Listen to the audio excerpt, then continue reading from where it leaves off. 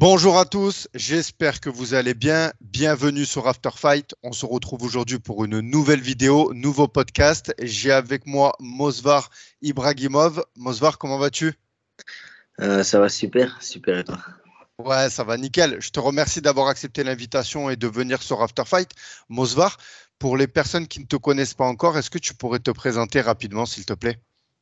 Ouais, bien sûr. Donc, moi, c'est Mofsar Ibrahimov. J'ai 25 combats. Non, j'ai 25 ans et 20 entre 27 et 30 combats, plus ou moins, si tu comptes mes tout premiers débuts. Je m'entraîne en Belgique, à Namur. Dans mon club, c'est Lakash Coaching. Et, euh, et je crois que c'est tout. J'ai gagné quelques titres, champion de l'AEF, champion d'Europe, IMAF. Bah, on va revenir un petit peu, on va retracer ton parcours. Aujourd'hui, tu es un combattant amateur. C'est important que j'insiste sur ça. Euh, Comment tu as commencé le MMA en sachant que tu as commencé ta carrière, j'ai vu en 2019, Euh, 2000, t'as vu ça où sur Tapologie? sur Tapologie. Ouais. Ouais, donc Ton premier combat, c'est en 2019. donc c'est ça. En fait, à ce moment-là, donc c'est mon premier combat sur Tapologie, mais Tapologie, ils reprenaient pas tout avant, tu vois. Donc j'avais deux, trois combats avant celui-là. Euh, Alors, moi, déjà, ce qui m'intéresse de savoir, c'est comment tu fais la connaissance du MMA.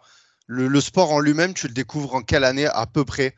Ton premier souvenir avec le MMA? C'est à la télé? hmm, non, c'était via un ami d'ailleurs qui combat au PEF la fin de ce mois-ci. D'accord. Leka qui combat contre Jean Magny. Lui, à l'époque, il avait commencé avec sa sœur à faire du MMA. Et il m'avait dit, ouais, tu devrais essayer, tu kifferais et tout. Non, non, non. C'est de la bagarre, etc. C'était inconnu, personne ne connaissait. Et en fait, comme moi, j'étais un peu un petit voyou, il m'avait dit, ouais, c'est sûr que ça te plaira, tu vois. Mais on était petits, 15 ans, j'étais petit. Et quand il m'en avait parlé, c'est vrai que je m'étais dit, purée, ça a l'air bien. Et un jour, j'ai été testé.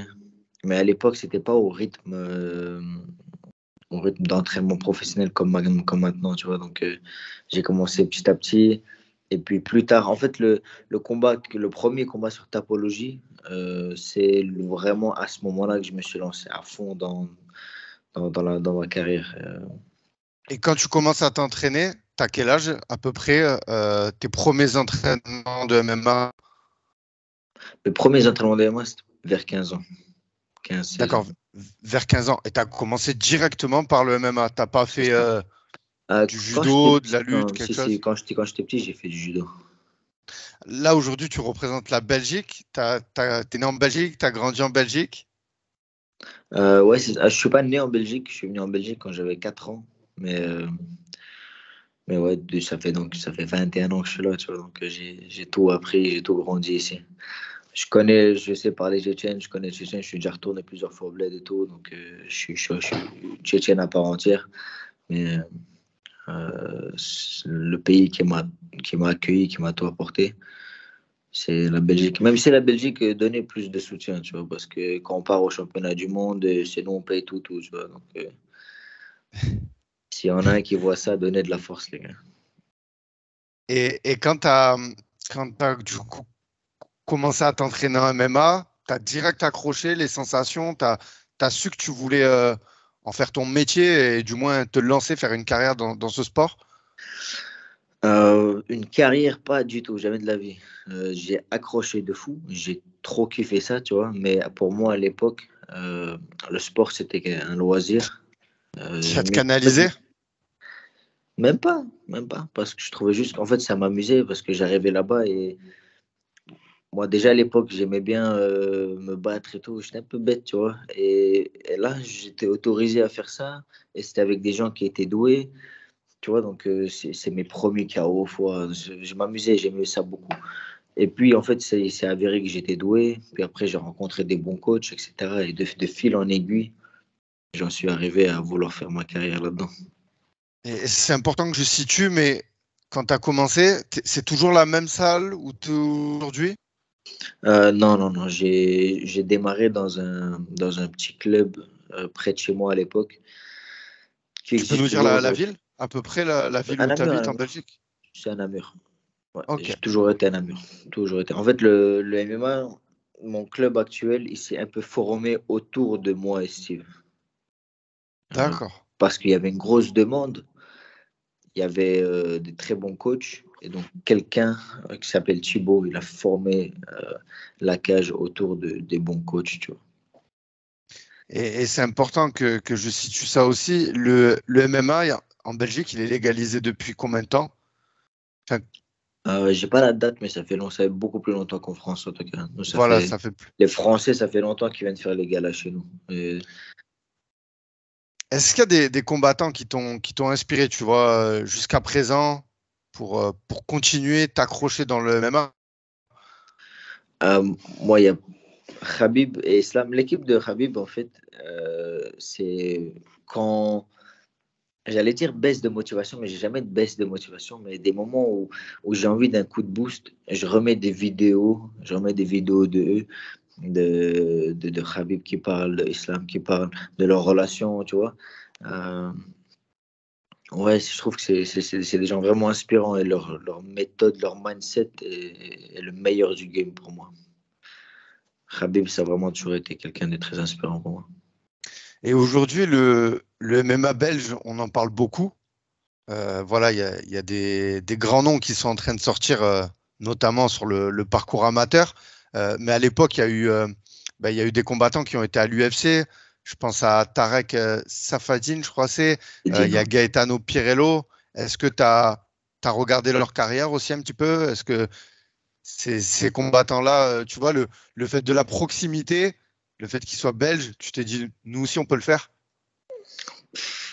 Tarek Safieddine, c'est un ancien, donc j'ai pas trop suivi, tu vois. En plus, Hmm. il a eu une carrière pas mal en vrai, mais j'ai pas trop regardé, je t'avoue. Gaetano, je le connais. Gaetano, on se connaît bien, tu vois. Donc, lui, j'ai suivi un peu. Mais ça n'a pas été. Les anciens du MMA belge n'ont pas spécialement été de motivation pour moi.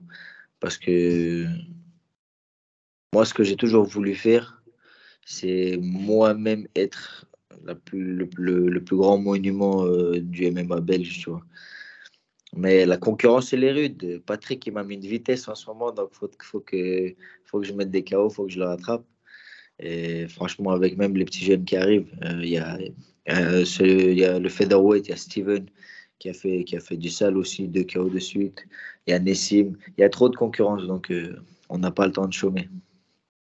Et donc, ben voilà, tu as commencé bien avant le combat qui est référencé sur Tapologie en amateur. Ça, ce choix de commencer directement en amateur, c'est quoi? C'est une décision qui t'est propre à toi, c'est ton équipe. Je te pose cette question. Pourquoi? Parce que ben, aujourd'hui, bon, je me fie toujours à Tapologie. Tu as 22 victoires, 20 victoires pardon, pour 5 défaites, donc 25 combats. La question qui va suivre, c'est quand c'est que tu passes en pro? Ah bah, comme ça, tout le monde le saura. Je l'avais déjà dit, je pense, sur la vidéo avec Elias, ce sera début d'année là. Il me reste mon dernier amateur au PEF le 28 décembre. Ils vont très bientôt l'annoncer aussi. Donc, Ok. je te balance quelques exclus, tu vois. Ah, c'est cool. C'est cool parce que justement, on va revenir sur ce programmateur, franchement, qui aujourd'hui, je pense que tu es un exemple pour, tu vois, pour les jeunes qui veulent se lancer dans le MMA, de passer justement par ce parcours-là. Tu as gagné les IMAF, tu as terminé, je crois que c'est premier en 2022 pour Ouais. les IMAF en Europe, troisième pour les mondes en 2022 toujours. Tu as la ceinture de l'AEF, enfin, tu as aussi la ceinture de Soko. Ouais. Explique-nous un petit peu ce parcours et aujourd'hui, j'imagine que c'est gratifiant d'avoir tout ça sur ton Sherdog et dans ton palmarès en sachant que tu n'es même pas encore en professionnel, quoi. Euh, c'est vrai que quand tu arrives à la fin de ce parcours amateur qui est au début, ça semblait être rien du tout, tu vois. Tout ça, ça s'est accumulé petit à petit sans que je me rende compte. Et maintenant que je suis à la fin, il me reste un dernier combat amateur avant de passer pro. C'est là, tu regardes derrière et tu vois tout ce que tu as amassé et tu te dis, ah ouais, purée, quand même, on a fait un petit bout de chemin, tu vois. Et Et ouais, franchement, c'est quelque chose. C'est la fierté de la famille, c'est la fierté de toi-même, c'est la fierté des coachs. C'est des traces de ce qu'on a accompli. Euh, j'ai pas été le premier champion du monde, mais j'ai été le premier champion d'Europe. Euh, donc, j'ai fait mon petit bout de chemin, j'ai roulé ma bosse en amateur et ça m'a préparé plus que jamais à aller performer en pro. Et j'ai hâte de prouver de quel bon on se chauffe en Belgique, début d'année prochaine. Et justement, moi, je dis que tu es une inspiration donc, pour les jeunes qui veulent se lancer dans le MMA et suivre ton parcours pour pouvoir justement avoir les armes d'arriver en pro. Quel conseil tu donnerais, toi, à un jeune qui veut se lancer dans le MMA et justement prendre le temps, comme toi, tu l'as fait en amateur? Il y a quelque chose qui est très difficile en ce moment chez les amateurs, j'ai remarqué. C'était ce qu'on pensait être un problème à l'époque, mais maintenant, quand j'y repense, je pense que c'était un avantage. À l'époque, les amateurs, ils étaient pas reconnus du tout. Personne calcule les amateurs. Tu disais, tu étais amateur, je disais, ah ouais, les petits, ouais. Donc, ça faisait que nous, on n'attendait rien de personne. Tu t'attendais à rien. Alors, tu t'entraînais sans relâche, sans attendre quoi que ce soit. Et du coup, ça te donnait une force. Alors que maintenant, les jeunes amateurs, ils font un combat, deux combats, ils font 50 000 réels sur Instagram, 36 000 stories. Euh, En fait, ils veulent, ils voient les amateurs qui réussissent. Ils voient des amateurs, Patrick, 40 000 abonnés, Steven, 10 000, moi, 20 000. Et ils se disent, ah ouais, purée, moi aussi. Non, nous, on n'a pas commencé comme ça. Nous, on n'a pas commencé comme ça. Mes 15 premiers combats, inconnus au bataillon, personne ne me connaissait. Et tu sais que j'ai mis dans ma carrière pro, carrière amateur, j'ai mis 7-8 KO. Mais tu n'en as jamais vu Hmm. un seul, parce que c'était dans mes débuts de carrière. À l'époque, c'était inconnu des amateurs. Donc, mon conseil, ça serait de ne pas précipiter les choses, attendre que les choses se fassent par elles-mêmes. Trust the process, croire en le processus, s'entraîner dur. Et tout ce qu'il y a à venir avec le MMA viendra avec son temps. Il faut penser à gagner et pas penser à briller. Et t'as justement, tu viens de le dire un peu dans ta réponse, mais est-ce que tu as vu la médiatisation justement du parcours amateur? Et par là même, je vais te demander, est-ce que tu as vu le niveau aussi MMA amateur évoluer? Parce que c'est Bien ça sûr. aussi. Aujourd'hui, franchement, moi, j'ai regardé les combattants, les combats cette année. Franchement, j'avais l'impression de voir des combats de professionnels, quoi. Mais en fait, les amateurs beaucoup d'amateurs que j'ai affrontés, c'est des mecs, ils mélangent la plupart des pros lambda, tu vois, sans problème. C'est ça qu'aussi les gens, ils ont du mal à comprendre. Pourquoi est-ce qu'on reste en amateur autant? Je serais passé pro l'année dernière si c'était pas pour faire les championnats du monde. Parce on affronte des profils super compliqués, Tadjikistan, Kazakhstan, Ouzbékistan, tous des mecs avec des niveaux internationaux de lutte, de grappling, etc. C'est des profils très très forts. Donc c'est pour avoir ce bagage technique, toute cette expérience qu'on est resté autant de temps en amateur. Et, euh, et ce qui est bien, c'est qu'actuellement en France, avec la légalisation, avec les performances qu'on a fait en France et en Belgique, il y a eu beaucoup de médiatisation. Les combats amateurs commencent à être payés. Donc, l'avenir du MMA est radieux, tu vois. Juste au moment où je passe pro, mais en fait, tout ce qui fait briller les amateurs fait encore plus briller les pros. En fait, je suis vraiment content parce que j'ai l'impression d'être tombé au moment de la ruée vers l'or. Tu vois, quand tout le monde est arrivé en Amérique, il y Hmm. avait plein d'or partout. Et ben, je suis Bien sûr. arrivé dans le MMA. Je suis arrivé dans le MMA au moment où il y a plein de succès à prendre, je pense. Donc, je suis bien tombé. Et en regardant justement ton Sherdog sur Tapologie, j'ai pu voir une défaite face à un certain Murad Ibragimov. Ah ouais. Alors, j'ai pas fait mes recherches. Est-ce que c'est un cousin? Est-ce que c'est un frère? Rien de tout Non, ça? non, Ibrahimov, c'est un nom D'accord. très répandu là-bas. Mais d'ailleurs, regarde ce combat-là, par exemple, lui, contre qui j'ai. En fait, les 3 fois que j'ai perdu le championnat du monde, Ouais. c'est les 3 fois contre les champions du monde, tu vois. Chaque fois, ils ont fait gold. Lui, en fait, c'était trop impressionnant. Je suis assis dans le coin, mes coachs qui me parlent dans le coin en face. Il y a double champion du Brave. Il y a un mec qui s'appelle Essed. Il a la barbe noire un peu grise ici. Lui, quand Khabib il a affronté Conor, celui qui a mis une droite par derrière à Conor, c'est lui, Ouais, tu vois. C'est ouais. des équipes de fous. C'est des équipes de fous.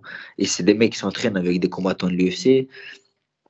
Et moi, j'ai fait une grosse guerre avec lui, tu vois. Avec lui, avec celui avec celui des derniers championnats du monde. Alors, ça te rapporte une expérience, une confiance en toi de fou, tu vois. C'est pour ça que j'ai hâte de passer en pro et on va ratatiner des chips un peu. Et justement, ces 5 défaites que tu as eues en amateur, comment tu les as, comment tu les as perçues à chaque fois? Est-ce qu'il y a eu une remise en question à chaque fois de toi et ton équipe? Est-ce que ça a été important? Ou tu vois, vu que c'est de l'amateur, tu as eu moins de pression. Non, non, t'es fou. Chaque victoire, chaque défaite, ça m'a complètement changé. À part une, parmi les défaites, il y en a une où je tombais sur le coude et mon coude s'est déboîté. Donc, je t'avoue, celle-là, ça m'a juste saoulé un peu. D'ailleurs, j'ai demandé 50 000 fois la revanche, mais ils n'ont jamais voulu.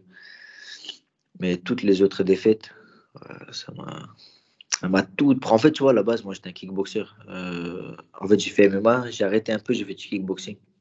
Euh, Ça, c'est une longue histoire en vrai, mais avec mon coach actuel de striking, j'ai fait du kickboxing. Donc, quand j'ai démarré le MMA, j'étais un très mauvais lutteur, tu vois. Et mon premier combat, je m'étais fait lutter collé au sol par Thierno, ma première défaite. Euh, Après ça, je suis devenu un gros lutteur. Puis, à chaque fois, chaque défaite m'a marqué, m'a changé, m'a fait beaucoup évoluer, tu vois. Donc, les défaites sont importantes. Je déteste ça, je préférais ne jamais en prendre. Mais si tu rebondis de la bonne manière, les défaites te font beaucoup évoluer. Et pour toi, le combat qui aurait été le plus dur de cette carrière en amateur, c'est face à qui? S'il y en a un que tu dois sortir du lot, tu vois, sans forcément parler d'une défaite, tu vois. Mon combat le plus dur. Hmm. Déjà, ma première victoire là, contre Amon Boulard, c'est un des combats les plus durs que j'ai fait. Sans T'en- prothèse tibia, petit gant. C'était les gants pro en plus, t'imagines, premier combat amateur. Parce qu'à l'époque, il n'y avait pas trop de règles. Celui-là, il était vraiment dur. Parmi tous les champions du monde que j'ai affrontés, mes 3 défaites contre Shakban Gapizov, Mourad Ibragimov et Otabek Rajabov, là. Les 3 là, c'est des combats vraiment difficiles. Je prends que les défaites parce que j'ai eu des victoires difficiles, mais c'est surtout les défaites qui ont été les plus dures. Euh, Parce que quand je gagne, j'arrive pas à voir ça comme difficile, vu que tu vois, dans mon esprit, ça reste quelque chose, je me dis, ah, c'est bon, j'ai gagné. Ma finale des championnats d'Europe, elle était dure. J'ai gagné, mais celui-là était vraiment dur. Euh, j'ai eu, franchement, sur 30 combats, tu vas en avoir des durs, tu vois. J'ai jamais été dans un combat en m'attendant à ce que ça soit facile. Le Kazakh que j'ai affronté au premier tour des mondiaux, c'était un des plus durs que j'ai affronté aussi. Donc, je ne serais pas de faire un classement, mais il y a eu des guerres vraiment difficiles. Et, euh, et donc là, tu l'as dit, il va avoir un passage en pro rapidement. Tu as pris la ceinture de l'AEF. Cette organisation, elle t'a apporté aujourd'hui parce que franchement, quand on la regarde, elle est très bien structurée. Saluer le travail qui est fait par Willy Sirop, l'organisateur. Un petit mot sur cette organisation et la ceinture que tu as décrochée là-bas. Franchement, je suis très reconnaissant à Willy et à l'AEF. C'est lui qui m'a contacté à la base après nos résultats au championnat d'Europe, etc. Euh, Au début, je ne savais pas trop à quoi m'attendre, je ne connaissais pas l'AEF. Mais quand j'ai regardé, quand j'ai combattu la première fois, puis la deuxième fois, et c'est quelqu'un qui a toujours tout bien fait dans son organisation. Dans le, c'est celui qui, pour moi, jusqu'à maintenant, a été le meilleur dans sa manière de traiter les combattants. Il a vraiment été au petit soin avec nous, tu vois. C'est ça que j'ai beaucoup aimé. Dans d'autres organisations, des fois, ils font des grands shows, des grands trucs de fou. Mais nous, en tant que combattants, tu es dans une vieille salle, tu es dans un vieux truc, tu n'as pas de place, tu vois. Je trouve que Willy, il a vraiment bien fait ça. Je suis très reconnaissant envers lui parce qu'il m'a donné des opportunités de briller.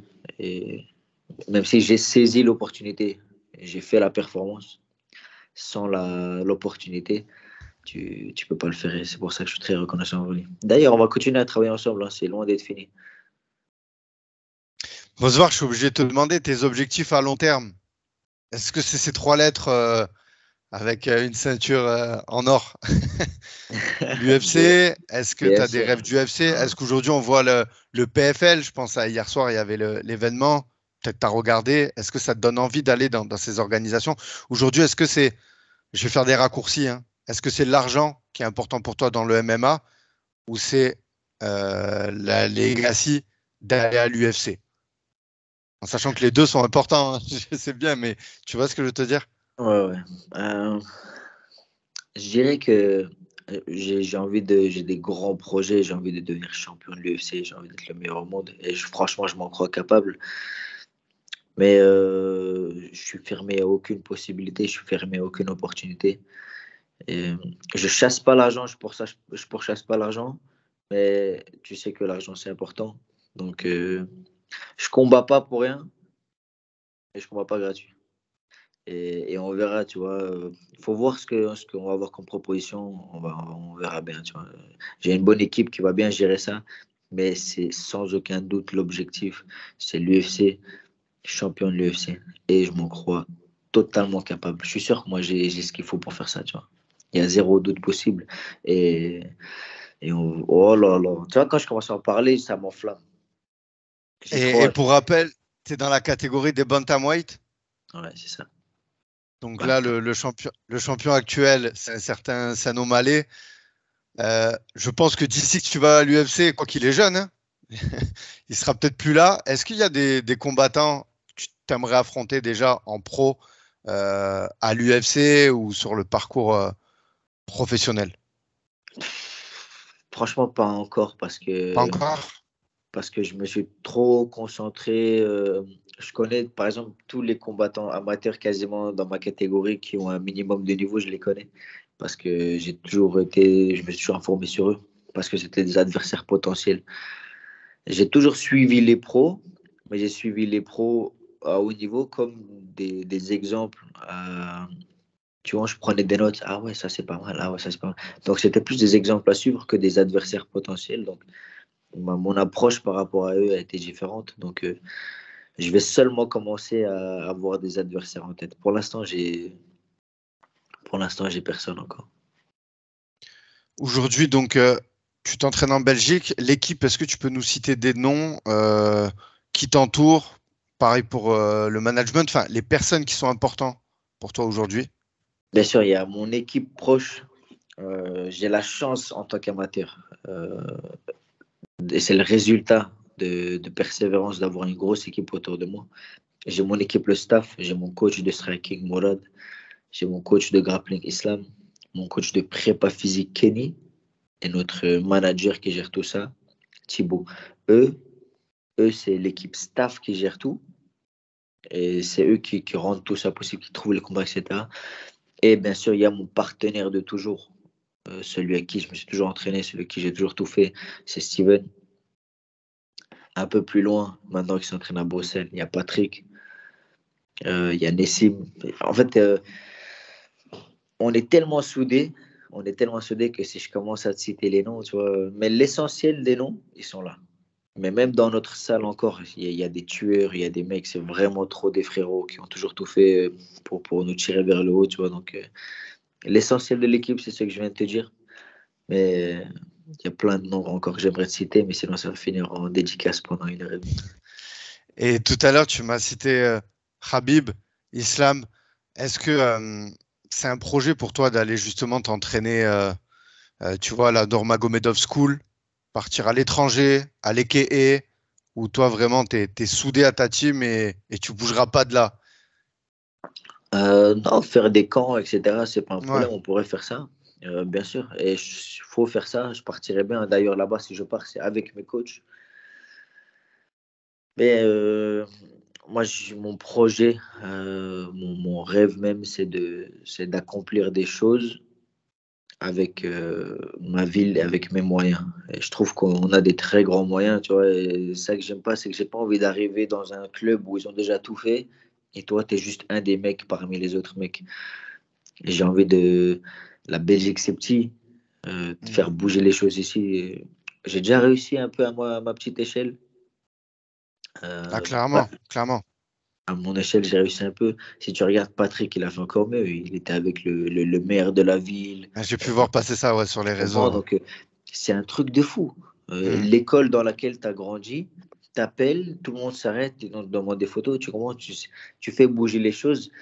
Et moi, c'est mon rêve depuis toujours, c'est de prouver qu'on a les moyens et de faire bouger la ville, le pays pour les jeunes qui arrivent, pour qu'ils leur donnent les moyens. Tu vois. Parce que si je faisais du foot, oh là, mais je serais riche là. Si je faisais du foot, laisse tomber, je serais en RS6. Mais tu vois. Mais c'est pas le problème, c'est pas ça qu'on veut. Nous, ce qu'on veut, c'est que les gens ils comprennent on peut faire ça. Eh ben, écoute, je pense que ce sera le mot de la fin pour terminer l'interview. Mosvar, c'était vraiment un plaisir d'échanger avec toi, de mettre en avant ta personne et l'athlète que tu es et à en devenir. Vraiment, j'invite tous les gens donc, qui ne connaissent pas Mosvar à aller le suivre sur ses réseaux qui s'affichent à l'écran, à aller lui donner de la force. Voilà, donc bientôt son passage en pro. Merci pour la petite exclue. Mosvar, avant de clôturer l'interview, il y a le Five chez After Fight. C'est un petit quiz de 5 questions. Est-ce que tu es prêt? Ok, KO ou soumission? KO, Entraînement ou combat? combat, Cardio ou musculation? cardio, Coca normal ou Coca zéro? aucun zéro, tous les jours. Et ton repas préféré? Pour repas préféré. Ah, j'ai trop de repas préférés. Euh, Tu quêtes beaucoup, toi, d'ailleurs? C'est une petite question entre parenthèses, diète, alimentation. En diète, je peux perdre pas mal, tu vois. Mais en cutting, water cutting avec l'eau, je fais pas beaucoup vu que je garde ça, je me préserve pour les pros, tu vois. Ouais, ok. Si je me suis, par exemple, mon coude déboîté, je me suis laissé aller. J'ai ma plus grosse diète sur un mois, j'ai perdu presque 10 kilos. D'accord. Et du coup, t'es Et un gros mon repas mangeur? préféré. Ouais. Non, je suis un gros mangeur, laisse tomber. Si je pars en roue libre, c'est. Heureusement, je m'entraîne tout le temps, du coup, tu peux pas trop abuser, tu vois. Sinon, rien m'y joue. Mais encore, là, je suis en diète hein, parce que je combats bientôt. Mon repas préféré, tu sais quoi, je pense un bon kebab. Franchement, un kebab d'un bon kebab que tu connais, je pense que tu peux durement faire mieux. Je pense en qualité-prix, c'est un banger. Allez, Mosvar, je te remercie de m'avoir accordé du temps, d'être venu sur After Fight. C'était vraiment un plaisir. Si tu as un message à faire passer, des gens à remercier, je te laisse le mot de la fin pour clôturer l'émission. Déjà, j'aimerais te remercier de m'avoir appelé ici, de m'avoir donné l'opportunité de parler. Et ceux que j'aimerais remercier, c'est tous les gens qui donnent la force, toutes les personnes qui s'abonnent pas, mais qui donnent la force, qui envoient des messages. Je reçois toujours beaucoup de force, beaucoup d'amour sur les réseaux, etc. Donc, merci à tous et on va continuer à vous faire kiffer, vous inquiétez pas.